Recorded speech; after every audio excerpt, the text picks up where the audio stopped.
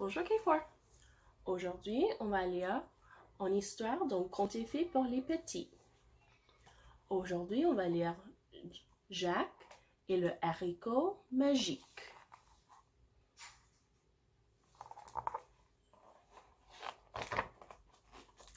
Il était une fois un garçon courageux, audacieux et téméraire qui s'appelait Jacques.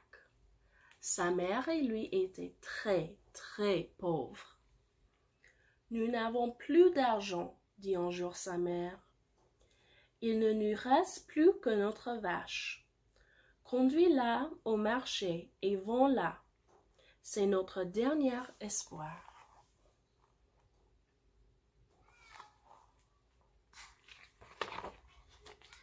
Sur le chemin du marché, Jacques rencontra un étrange petit homme qui dansait sur le bord du sentier. « Bonjour, jeune homme, voudrais-tu me vendre ta vache? »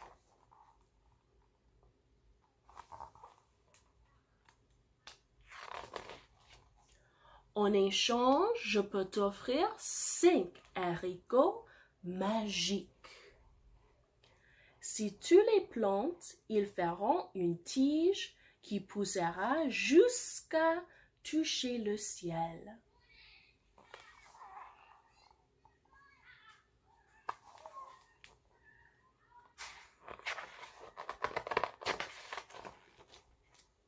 Ainsi, Jacques céda sa vache à l'homme et rentra en courant chez lui avec les haricots magiques.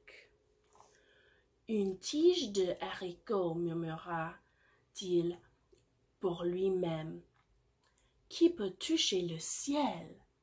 Maman sera furieuse, s'écria sa mère.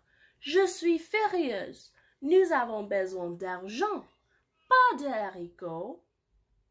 Comment as-tu pu être aussi sot?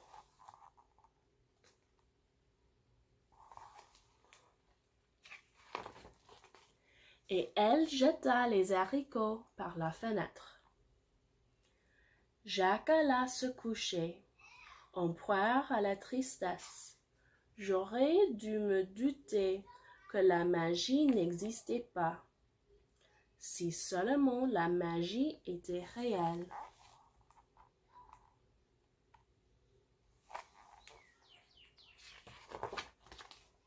Mais le lendemain matin, lorsque Jacques regarda par la fenêtre, il découvrit une marée verte. La telle une échelle vers les nuages, la tige, ses muses géantes, s'élançait au-dessus de lui. Je me demande où elle mène. Incapable de résister, Jacques se mit à grimper.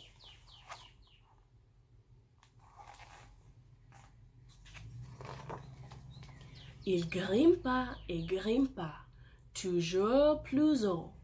Il vit passer des oiseaux, traversa des nuages brumeux et arriva enfin à un château perché tout en haut.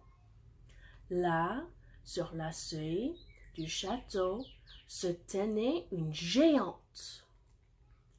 « Excusez-moi, appela Jacques.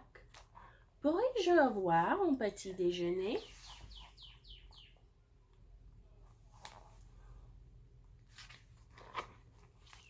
La géante souleva Jacques et le tint suspendu devant ses yeux.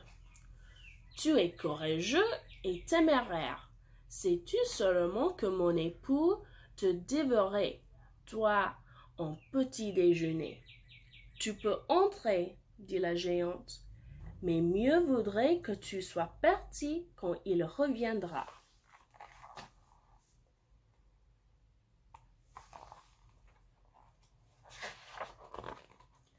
Jacques dévora des morceaux de pain grands comme une montagne et d'énormes bouts de fromage. C'est alors que tonnèrent de grands boum, boum, boum. Vite, dit la géante, cache-toi là-dedans. Elle glissa Jacques à l'intérieur d'un pot de sucre.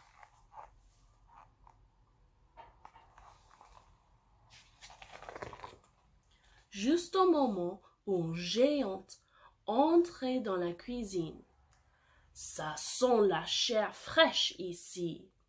Qu'il soit mort ou vivant, je brûlerai ses os pour en faire un gâteau. »« Où est-il » hurla le géant. « Il n'y a personne, » répondit son épouse. « C'est ton imagination que te joue des tours. »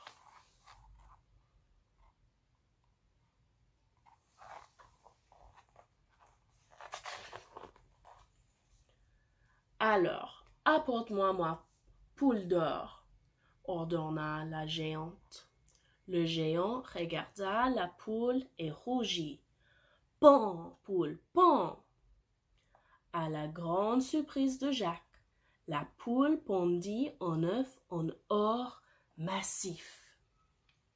Peu après, le géant s'endormit. « Sauve-toi, Jacques, vite !» murmura la géante. Mais Jacques n'irait nulle part sans la poule d'or.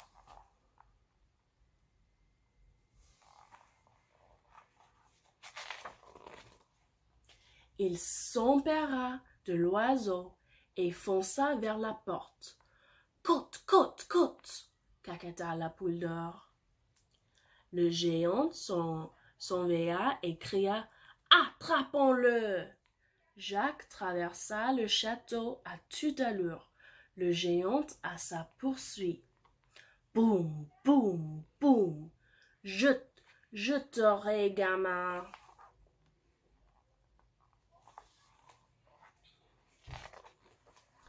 Alors que le géant descendait de long de la tige, celle-ci se mit à plier et à osciller. « Je vais t'écrabouiller et te dévorer, grandit le géant. Agrippant la poule, Jacques appela sa mère. « Va chercher les haches. Je suis poursuivi par un géant. »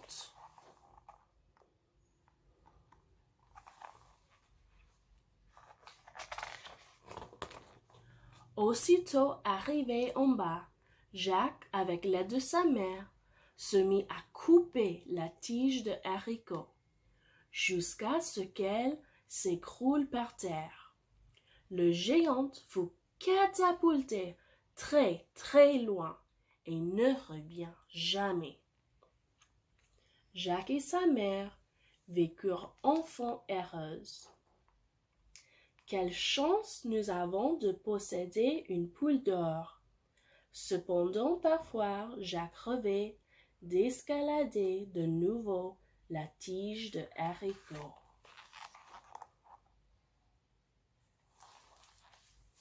Merci tout le monde. Au revoir.